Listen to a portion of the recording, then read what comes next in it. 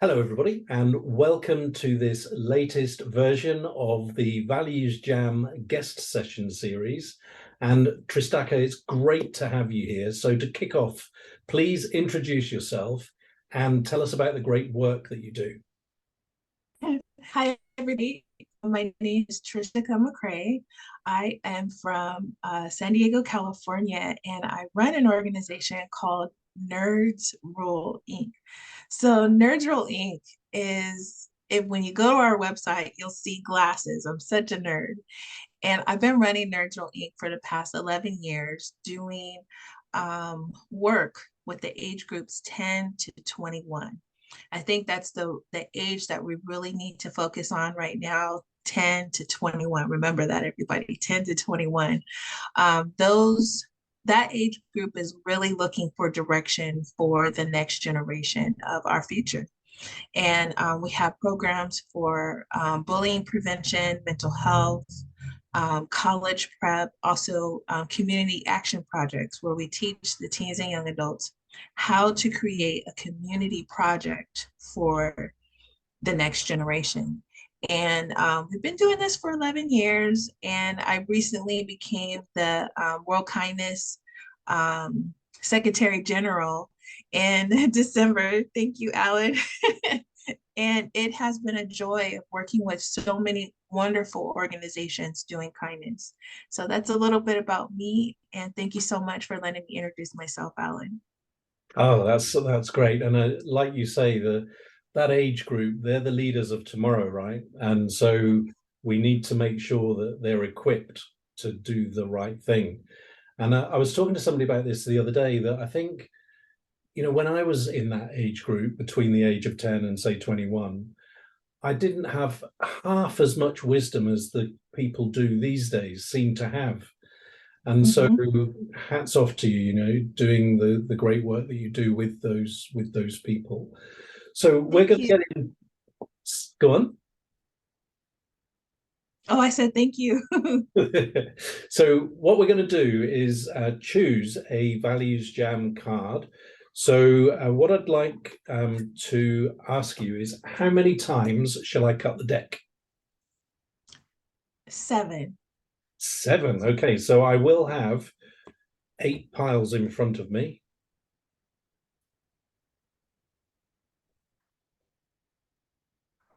1, 2, 3, 4, 5, 6, 7, 8. So would you like pile 1, 2, or up to 8? Up to 8. So pile 8. And here I've got 5 cards. So a number between 1 and 5 will take us to what we're going to talk about. 3. 3.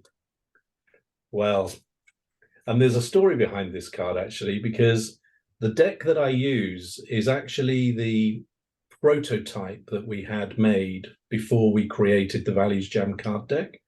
And that's why this card is not as nice as this card. So we picked that up when we were having it designed. But the word we're going to talk about is patience. So yeah, let's see how you get with this. And the first question is, what does patience mean? And what does it look, feel, and sound like? So for me, wow, since running my organization and doing community work, I learned a lot of patience. And patience to me is taking life day by day, understanding your purpose day by day. And what I mean by day, sometimes we want everything in a hurry. And we can't have it in a hurry. So we have to be patient and understand how we are shifting in our ability to learn. So patience, that's what I believe what patience is, because I've learned it every day of my life. Yeah, and I think so. Absolutely what you said about sometimes we're in a rush. I think that's, that resisting that sometimes And there are two other things that come through for me actually when I'm thinking about patience. One is that sometimes we think we know more than we do. And so that's kind of encouraging us to be in this rush. But actually, a lot of the time, we're not very much in control and we don't really know all that's going on. And so Right. those things that happen that might frustrate us need not, because, you know, if you're patient, you just deal with whatever happens and keep going, and you'll get where you were going. Um, Hmm. and then the second thing around patience is I think sometimes we're kind of too full of ourselves. Mm. And it's like, you know, I want this, but actually, again, things might not happen to deliver it now. And we might just have to wait a while until the time is right. So I absolutely agree with you in terms of this kind of resisting the temptation to be in a hurry. And I loved what you said about day by day and just kind of using your purpose. And I would say add to that values as your anchor, because Hmm. if your intention is in the right direction, I sometimes think it doesn't really matter how fast or slow you go, as long as you stay on track. That's kind of more important. And what about the Hmm. metaphor part of that question then, Tristaca? It's what is it? What does patience look, feel, and sound like? So look, it's it looks like a rainbow because it comes in so many different directions. Feel feels uncomfortable, very uncomfortable. Sometimes patience is uncomfortable. And what was the last one? Sound. Sound. So it just depends on what atmosphere you're in. Sometimes patient could be very quiet and very like soft music. And sometimes patients can feel like an uproar. So it just depends on what environment you're in when you're feeling or you're going through patience. It could be, I know for me, right now I'm very patient of what I'm doing, what the next project I'm creating. So it's very first it was very confusing and my heart would race because I wasn't taking it day by day. I was just trying to hurry up because I wanted to do the project right away because we need to do a project. And I thought, no, maybe you should sit back and relax because you're not fully feeling the project. So that's what patience is too. You have to feel the process. So patience allows you to feel what you're entering in. So a lot of people, it's like patience is kind of like therapy, like self therapy. You're really just sitting in within yourself, figuring out what the next step is of doing something in your life. So patience it's kind of like therapy or kind of like yoga, like you're feeling everything around you. So I'm learning that now. I didn't learn that at a younger age. So that's why I think I know that's why I created so many projects so students can feel their purpose. Yeah. So giving them and showing them patience because so many of us want to do something right away. We need to get this right now. We need to do this. We need to make this much amount of money so we can make it. But that's how people have like heart attacks or strokes or because we're not taking our time feeling the atmosphere around us. So patience takes a lot of work to get there. It's not an overnight thing. Yeah, and I love some of that stuff there. So for me, patience, picking up on your kind of Yoda comment, patience to me looks like this kind of wizened old person who is just really wise and just knows what's going on, you know. Mhm. and, and then around them, you've got all these younger, energetic people rushing around, getting stuff done, but actually not getting much done. Um, Mhm. that's what it looks like. Patience to me sounds like a kind of gentle, even tone. Mm, So it's just like an almost like the Om, in meditation. mhm, That I don't meditate actually, but I've heard people that Om I think is the sound. And patience for me feels this is different to yours because I find patience really liberating. mhm. And it makes me feel that I'm not going to get caught off balance. I'm Wow. just I'm just going to keep doing what needs to be done and allow it to happen as it will. And that gives a really great sense of not control, but empowerment, I think. Even though there's a contradiction there because you feel empowered by letting go, Mhm. which is a bit weird, isn't it? So Yeah. let's move on to another question. And we're actually going to visit the other side of the coin now. Where Mhm. have you noticed impatience? Oh my gosh, everywhere. It's it's so stronger. It's stronger now because like the world is shifting in so many directions. And people are looking for what's the word? The after. What do I do after a situation that doesn't feel right? Um, that's kind of what we teach with our ambassador program is how do we give people their after? Um, because like you graduate from college, for example, what do you do after? Like some students don't know. They're like, oh, I have to go get a job. Or, they just don't know what to do with the after. So it's like so many people, not just where I live, but around the world globally, everybody's looking for their after. What do I do after I lose a loved one or my significant other? What do I do when I lose my job? Um, you know, so the impatience is finding their patience to do something their for their after. And I know I've been in that situation before where I was just like so impatient. I needed to get something, get there fast. We do that when we drive. Why not? I live in California, so California drivers. Sorry, y'all, I had to tell.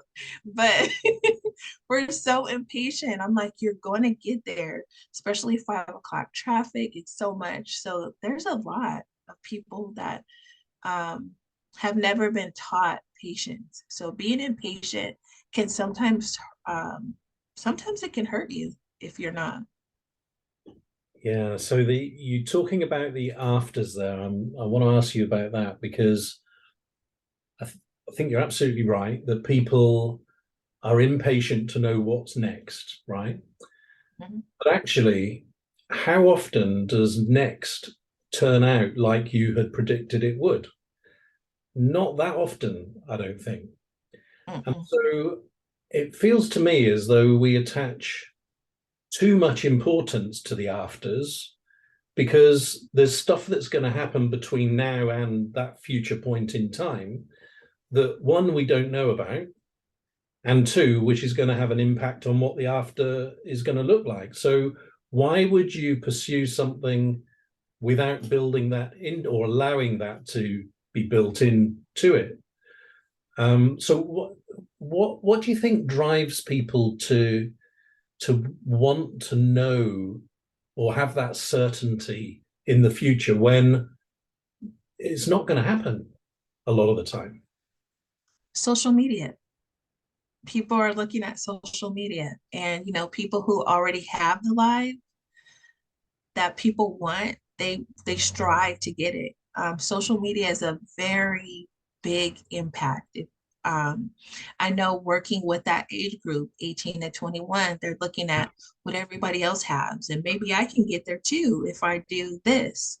Um, but sometimes it's not. in your cards. That's not in your deck to be what you're seeing on social media. Social media, I know, I think I took a break from social media from 2018 to 2020. I didn't get on any social media because I wanted to focus on self and being present. So social media, you're not being present because you're always on there looking at what other people are doing. So I was like, maybe I'm going to take another break so I can be present and I can be me. I can understand my purpose because sometimes you do look at what other people are doing and go, oh man, I wish I could do that. Or why isn't my organization doing what they are doing? So I like that I took a break from social media to be present, to understand my purpose better. I'm not saying that, I didn't, focus, but I wasn't focused like how I can be focused. And you heal a lot. Social media is a big distraction. It shows, um, how can I put it? It shows a fairy tale, basically, of things that people want to do. Everything that you see on social media is not real. Some people are just putting on a front that they have this lifestyle that's so amazing, and they make it feel like you can have it overnight, and it does not take overnight. Um, I've been doing my organization for 11 years, and I see that I still have a lot of work to do. People are like, oh my gosh, you do this, you do that. And I'm like, no, I still have a lot of work to do.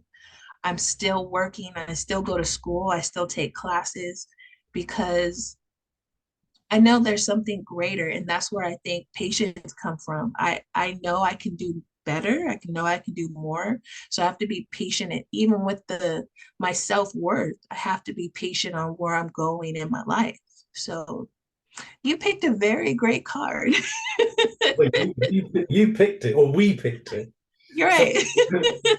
there's another couple of things that you mentioned. One was, well, let's do the social media bit first. So I went to see a comedian a few weeks ago, and this isn't a funny topic, but I think the way that the comedian framed it was funny and clever and true. So what he said was, you know, people say there's a lot of bullying going on of young people these days. And just to put it in context, I guess he must have been probably in his 40s, something like that. So he said, well, do you think that we didn't get bullied when we were kids? Of course we did. And then he said, but do you know what? We had it pretty easy, didn't we? Because our bullying was Monday to Friday, 9 till 3, holidays off. Oh no. Whereas, what he was saying is that social media these days, that can be happening kind of just 24/7, actually. Mm-hmm. And so he was really clever making that really serious point in a humorous way. So social media, and like you say, it's so much of it is just a fairy tale. So why, I don't know why it is actually. And do you do work in that area then to help young people as they're growing up to understand what social media is and what it is not? So that's what we're teaching with. So we have the Queendom Project and the Ambassador Program, and we want to focus on self. How do you be present without social media? Um, because that's all this generation, like even when I go to the store, I see them on their phone or they're on Snapchat and they're doing, I'm like, we didn't have that. We had so much fun just outside and playing in the rain. I remember I was teaching third and fourth grade and my students were like, oh my God, it's raining. And I was like, no, you guys are going to get used to this. So I have a clip of me playing in the rain with my students. And they were like, this is so fun. And I'm like, you mean to tell me y'all didn't like the rain before? And they're like, no, we thought it was like nasty. And I'm like, no, this is Mother Nate. Don't ever say she nasty. this is beautiful to just be in the rain. So I have that clip. I think I posted it on my Facebook a long time ago of showing my students how to enjoy out just being outside because they always wanted to be on their computer or watching Netflix. And I'm like, I don't even have a Netflix account. And they were like, oh, you don't have Netflix? And I'm like, no, I don't, you guys. I don't even have a TV in my room. You don't have a TV in your room? Why? I'm like, because it just takes away of your sleep time. Your bedroom is where you're supposed to go to bed. Yeah. And they're like, wow, you're just different. And I'm like, no, I'm kind of getting older, you guys. I want to be present. You know, I when I was my teenage years, I wasn't present. I wasn't in my, yeah, I wasn't present. I wasn't really knowing my purpose. I didn't know my purpose until like college. I was figuring it out. So that's why we have these programs to help these students not only figure it out, but also have the next step. So Like what's next? you're making me curious about how, what you're saying about what you teach them. Mhm. How do you strike that balance? Because on the one hand, you're bringing to them a message which is so different to what they're used to. So Mhm. how do you overcome the, oh, you're just a weird old person and it's not relevant for us? How do you overcome Right. So with my students, it's I meet them at the level that they're at, basically. And I learn and I let them speak. It's not always me, me, me. Oh no, you should do this, you should do that. That's what a parent does. I'm not a parent. I'm a mentor. So it's like I want to know how you feel. A lot of students or that age group are not asked how they are feeling. That's why we have so many students that are falling into depression or, they're not being asked, are you okay? Did you have a good day? Or you're doing good at where you're at in life. A lot of the pressure of going to college or getting a job, that's a lot. When I my first job, I was 14 years old because I had to work. I was in a single parent home. If I wanted shoes, I had to help. When I tell them my story, they're like, God, you had to have a job at 14? I'm like, yes, I had to help out.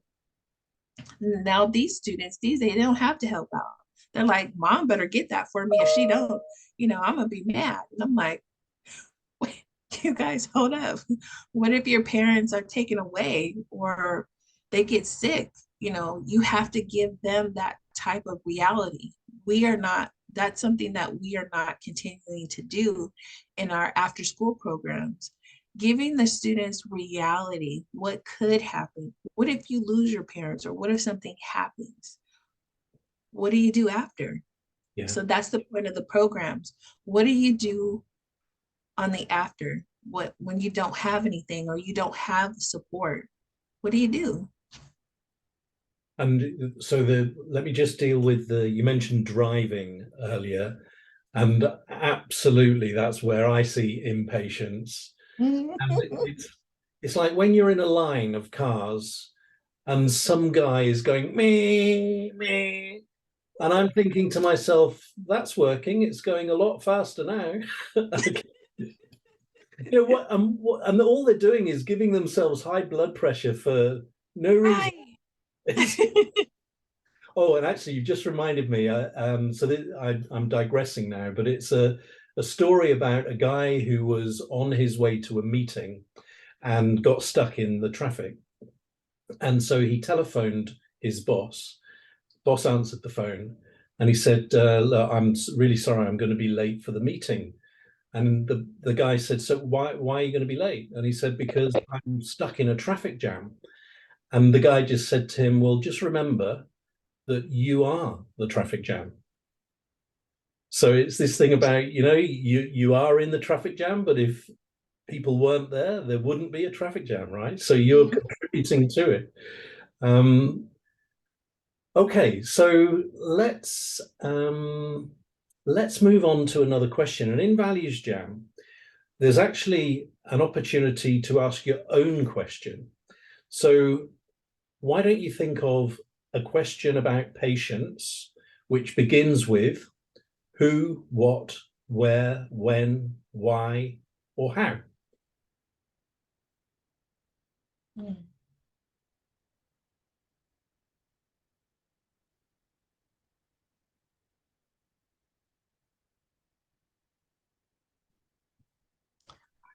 Why is patience so important in the work field? Okay, and are you going to give it a go first, or do you want me to answer? You go first. Okay, so in work, I think what comes to mind first is that a work situation works best when the relationships are very human and authentic. However, there's a whole lot of stuff happening in the workplace which encourages us not to be ourselves, because we are supposed to perform highly and we want to get promoted and we want a pay rise and all of that sort of stuff. So there can be a tendency, if it's not checked, for you to end up with a workplace full of people pretending to be somebody who they're not. And a lot of that can be driven by impatient leaders who want more and want go faster and all of this sort of thing, which is not sustainable and leads to people leaving, leads to people experiencing burnout, leads to people making the wrong choices and doing the wrong things because they're trying to protect their position. So if you have a good degree of patience through the organization, I think people feel safer, feel more trusted and trusting, and in the long term will perform much better. So that's my initial thoughts. I totally agree. When you have patience, you create a safe space. Having a safe space at the workplace is very rare. If you do have one, hold tight to it, because I know there's so much in the workspace, like you said, some workspaces can be very cutthroat, if you want to be honest. People, they're like, oh my gosh, I can get a raise. And, if I do more work, more than her or him, that patience with a safe space, you create a family. Now, when you're in the workspace, you're there from 8 to 5 o'clock or eight, however your hours. So you see these people every day for half of, I mean, if you're going to be there. I mean, I'm thinking like my mom, she's been there almost 20 years. She sees these people more than me, you know? So it's just like you see these individuals every day. So it's just like you've got to create a family, an environment. Like I say with my organization, we are a tribe. We are a tribe of individuals who love to see everyone succeed, like you're not left behind. And I think you have to have patience so the people that you're working with, you won't leave them behind. It won't just be, two people doing the all the work and the other people are just like, I don't want to do it because this job is boring. Be a tribe in your workplace so everyone can succeed. I think if we've seen that around the world, oh my gosh, everything would run smooth. We wouldn't have climate change. We wouldn't have all these different things going on in the world if everyone worked without looking at the color of someone's skin, or if she's a woman or she's a man, what religion she is. It would just flow very well. So I'm going to introduce a bit of challenge for us now, because I agree with the sentiment of everything that you've said, but I'm going to kind of test us a little bit, because there is a bit around patience which might lead to less than good productivity. So imagine a scenario where, let's take a workplace, and somebody does a job and it's not really the standard that it needs to be. And so you show patience and you show the person how it is supposed to be done. Mm-hmm. And yet they do it again and it's still not good enough. And that might happen 2 or 3 times. So, how far can you go? Well, I've been in that situation. First started in clinical research. I love clinical research, and I was like, oh, I want to do it. I want to do it. But I was a baby in clinical research, and I had a person that was training me, and it was like she was so mean to me. Oh my gosh, I was like, but I'm new to this, and she was just very pushy. And I was like, well, why is she so pushy? She was like, well, you're not understanding. I gave you the notes, I gave you a cheat sheet, I gave you this. And what she did, she really gave me the keys to how to be a research assistant. But the one thing she didn't give me was patience. She didn't even give me a chance to like ask questions or like very just be patient. And it was so forceful to, you better do this, you better, the wording was so harsh. So when you're teaching an individual, it's the words that you say to them. Patience is very great, you can give the most patience, but it's the words. Like, you don't know how that individual was raised, so you can say a word that can trigger them, that will make them fail. um and I think the way how she was saying it, it was like a bully mentality. So it was just like, if you don't do it like this, you're not going to do it. And I'm like, whoa, I've been in this situation before. And then I had another person teach me, and because I guess she got fed up, she's like, she's not going to get it, she's not going to do right. And I had another person teach me, and she was like, you know what, go get that checklist she gave you and let me review it with you. And I was like, oh, okay. And it was like 30 things to do when you're seeing a research patient. But for me, it was my first time. So I was like, do I go through the whole list? I kept asking questions. And she was like, why don't you go sit at your desk and read over the checklist and write questions on the side of something that you don't understand. And I thought, oh, that's all I had to do. I'm just trying to do the checklist because we're just having patience. Like, everybody was just in a rush. Nobody was being patient. It was like, we got 5 patients sitting in the room. Here, you got to do it like this. But that one person was like, how about you just go sit down real quick, write down what you don't understand, and then bring it back to us. And it was like those 30 questions, when I really read them over, I didn't understand two. That was the only thing, just two. So if we give people an opportunity to ask questions, Mm-hmm. to understand what their purpose is, because I really liked research, but I wanted to know, what was my purpose in research? Am I just being here because I'm learning some science, or no, I wanted to learn the technology and what's the purpose of medications like that. No one really asked me, why are you here? I just don't want the job. This is why I really want to be a research assistant. And once that person really asked me questions, I was like, okay, I get it now. So in the workspace, if you want your coworkers to be successful, ask them questions. Ask them, are you having a good day? Did you need assistance on what the work that I gave you?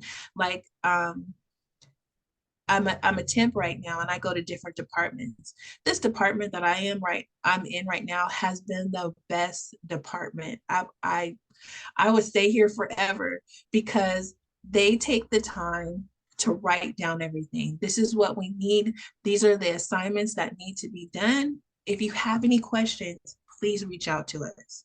I'm like, y'all want to be a part of the World Kindness Movement?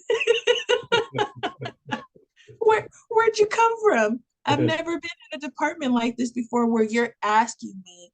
I want to make sure that you're successful at what we're giving you.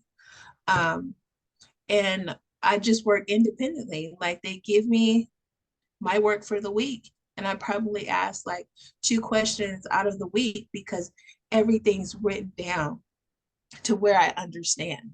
And I think if we give that to people around us, they will succeed in life, in relationships, in businesses. Ask questions.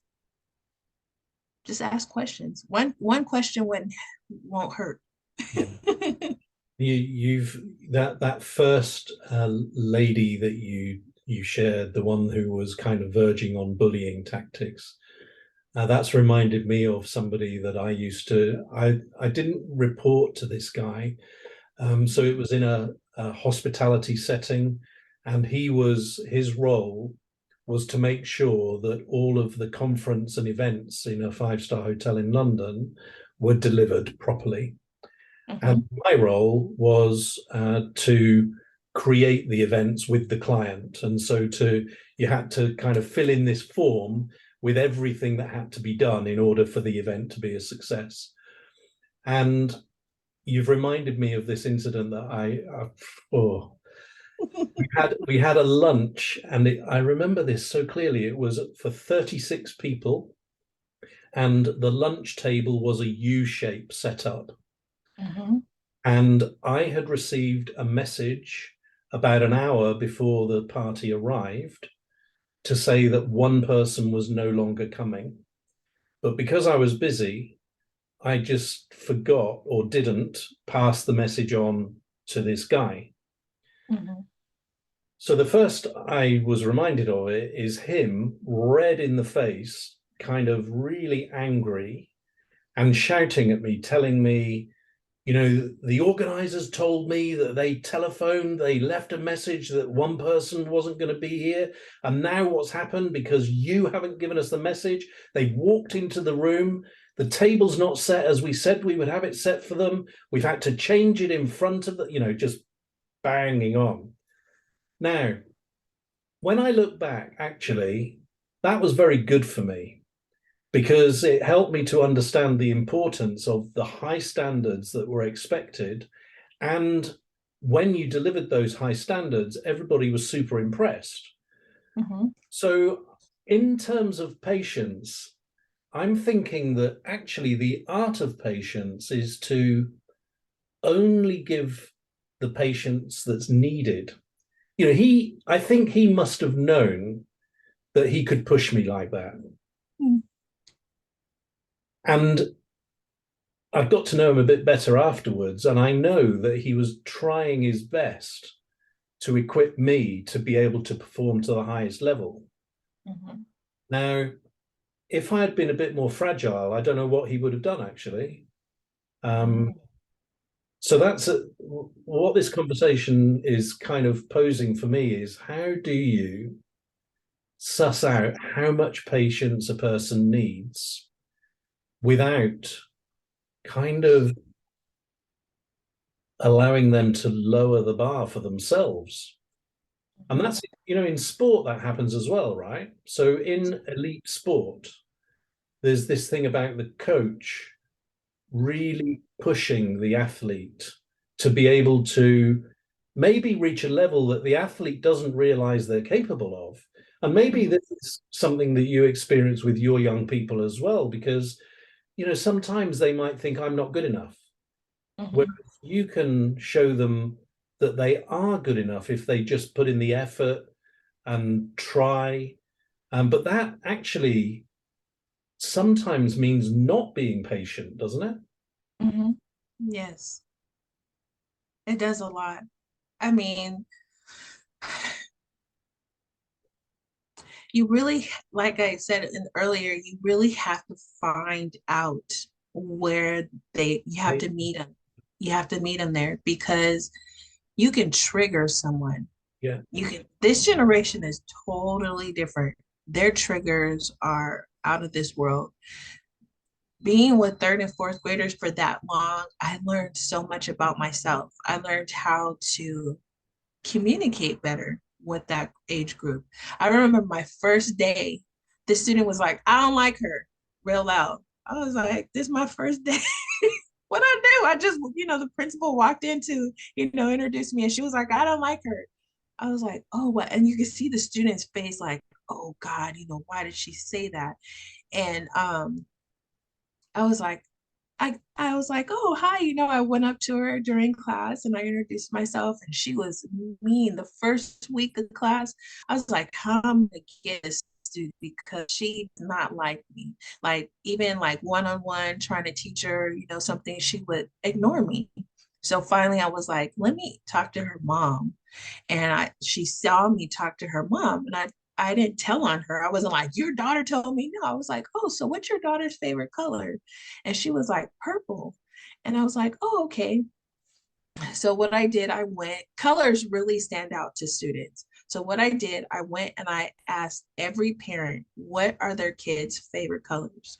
So I went and I bought like little candies or little like trinkets of their favorite color, and I had it on their desk. So my students walk in the next day and they're like, oh wow, just going crazy. How did you know, Miss T, this is my favorite color? And I was like, oh, a little birdie told me. So I remember her coming up to me with her purple toy, and she hugged me, and she was just like, I've always wanted this.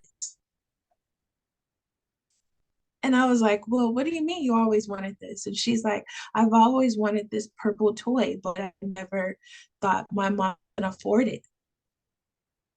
When I tell you, when the class broke, I broke down in tears because I was like, wow, I took that time not to tell on her or go crazy or tell her, you better not talk to me like that. No, I met her at where she was, um, which takes time. A lot of, like you said, patience. We're so in a hurry to do something, but I took the time to understand my class. I came like in the middle of school year. So their teacher left. So they were like all heartbroken, like, who is this new kid on the block? Who's the teacher? We want our old teacher. So I already knew that they were already sad that here is this new teacher taking over for their teacher and they want the old teacher. So how can I come in and be that a good teacher? And that's what I did. I was like, okay, maybe I'll buy them something of their favorite color, because I know colors, the rainbow is gorgeous. Every time the rain rains, I love seeing the rainbow. So I thought, let me just buy the kids something that is their favorite color. And to this day, if that young lady sees me, she runs up to me, she hugged me. You're my best teacher. And all the kids look. I remember the students were like, yeah, but remember the first day of school, you said you. And I was like, you know what? She's gonna like me at the end of the year. Watch, I'll tell you guys. And she did. Every day her mom would say, she talks about you all the time when she comes home, Wow. and saying how Miss T has taught me how to, read better. And my students taught me a lot of patience. It taught me that um, I am special. That's what I learned with my students. I learned that I'm a special individual that can really be present. I didn't know how to be present, and when I would go into a room, I would always just sit back and not say anything. But during that time when I was a teacher, I learned how to go into a room more confident, to Mhm. go into places and understand that we were all kids and little ones, and now we're these grown-ups with these huge hearts that we want to like do so many things. But I think being a teacher for I think it was for 2.5 years at that school, I really learned how to be present. I learned a lot of patience. Having students with different personalities, oh my gosh. I was like, whoa. And some of my students didn't speak English. So I was just like, it was a language barrier as well. So I still have to learn. They were like, you have to learn Spanish too. And I was like, okay, it's gonna be really messed up, but ¿qué pasó? What is this? Just trying to learn. Um, just taking yourself out of the box and being patient.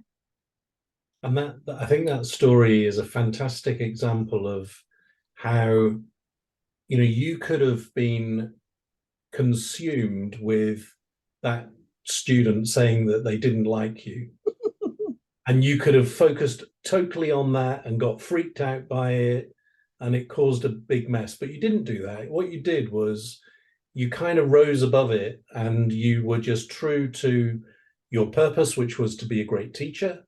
And you kind of figured out that it wasn't going to be done there and then, and there was going to be the chance to influence that student's opinion over a period of time.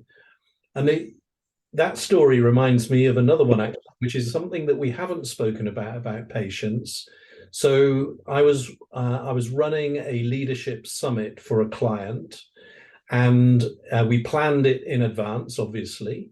But just like you, one of the things we did was sent a questionnaire out to all of the attendees with, what's your favorite color, what's your favorite chocolate bar, what's your favorite music track, that sort of stuff. And then when the event happened, there's two things I wanted to share with you. One, at lunch, we had chosen, all of the soundtracks that people had said, we got them put into a compilation, and that was the soundtrack during lunch. Oh, wow. And people were saying to me, hey, this is my favorite song. And then in the afternoon, we were in like an auditorium, and everybody had a conference bag. And so the lady that I was sitting next to said, I'm feeling a bit tired. I need a bit of sugar for the, middle of the afternoon. So I knew, and I said, well, I think there's a chocolate bar in your conference bag. So she went into, and then it was a Kit Kat. And she said, wow, Kit Kat, that's my favorite. How did that happen? So all of these people had forgotten the information that they had given us like months before, right?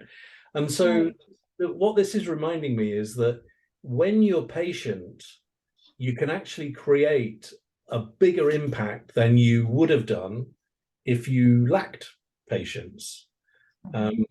Yeah. All right. So I'm conscious of time, and so the Values Jam sessions always end with this question. So, what are you encouraged to do differently about patience as a result of our conversation? I think with me, what I'm going to start doing differently is being more patient with myself. I haven't been as patient as I should be. I have to learn I'm just one person and just continue knowing that I'm going to get there. I'm going to get to that space where I need to be. And be present more. Um, and I'll get there. There's so many things I want to do. I'm like, oh my gosh, I can do this if I had this, if I had that. And it's like, no, you're going to get there, but be patient, because sometimes I think we all dream big. Or if you're not dreaming big, we want to dream big. And I believe we're all on this journey. Those of us who are dreamers, we're on this journey of to our greatness. And it's like, in that road, we have a lot of bumps, we have a lot of construction, we have so many things that we're learning, but sometimes we want to take a U-turn because it gets kind of hard before we get to that road. So I'm on this road, and I didn't take anybody with me. I just got in a car and jumped by myself. And it's like, no, you need some people to go on this road trip with you. So now it's like so many great people are on this road trip with me, and I'm having the most exciting time ever on this road trip. And I wish that more people would understand that journey. Like, don't take this journey and this road trip by yourself. Start adding people onto your bus, Yeah. and start having fun, start living life. Yeah. And I'm learning that on this journey of my, you know, of life is start adding people to this road trip. And this road trip has really been a blessing in disguise. I'm meeting so many great people. You've introduced me to great people. Never thought in a million years that I would be working with so many people with kindness. And it has been the most great experience on this road trip. I'm like, I don't know where we're going. I don't know where we're going on this road trip, but it just feels good. There's it like I feel like we have this good music on. Sometimes we're getting lost and someone has to get that map out and go, no, we were supposed to make a left. And that's what I'm learning. And that's what I'm taking from this experience this morning is that my journey is still beautiful. It's still going to wind up in a destination that I don't know where I'm going yet, but there's someone on my bus that has the map to get me to where I need to go. So I want to say thank you for this experience and thank you for allowing me to be present. This is a whole new month. We are in the second day of March of a brand new year. And here I am on this journey with you on my bus, taking me to this journey of learning more patience. So I want to say thank you, Alan, for this opportunity to just sit with you and understand more of my journey as being me. Well, it's good fun, isn't it, as well? And the I've got a follow-up question for you then, because I understand what you're saying about being more patient or showing more patience for yourself. Mhm. How are you going to display that in a very concrete, practical way? So after this call, when will you have the first opportunity to show yourself more patience, and how are you going to do that? Well, it starts right after the call because I had so many things. Like I was writing down my list before we got on the call, and I was like, oh, I got to do this, I got to do that, I got to do that. And I'm thinking, what are you doing? That word, that came right on time because I was just like, I'm serious. If you can see my desk, you see all these things that I have to do. And it's like, you can't do this in one day. Like you really have to sit down and I'm going to sit down and go back to my checklist. And that's what I learned from that lady for being a clinical coordinator. Assistant. She was trying to teach me how to focus on the list, and I wanted to do everything else. Yeah. So it was some good in that. But now it's like I have to do that now and just sit and be present and go, okay, this is what I can do in the next hour. This is what I can do in the second hour. Instead of trying to, get all these emails done and get this what the doctor needs and do that. No. What can you do now? What can you do now without rushing and not making mistakes? So, Okay, great.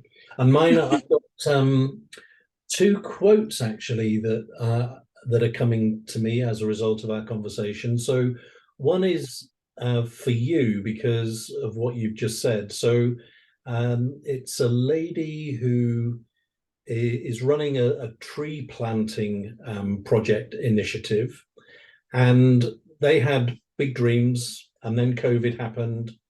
And so mm, the quote that she uses is, you can only do what you can do with what you've got. And I just love that because it's like, stop beating yourself up for not achieving these big things. Just do what you can do with what you've got. And the other one mhm, was a doctor who operates in the well-being space. And he explained to me how he deals with things that don't happen according to plan. So he gave the example of waiting for a bus to travel across town, and the bus mhm, doesn't arrive on time, which means he's going to be late for his meeting. And so when that happens, he says, so that's the way of it, is it? Just so that's the way of it, is it? And then and then he makes a choice and decides what he's going to do, but he doesn't let it freak him out. He just like deals with it. And so that's really reinforced for me when things happen, to resist the temptation to just react to what's happening and just ask yourself, you know, how important is this really? Just deal with it, move on. Mhm. Don't let it knock you off course, because you're better than that.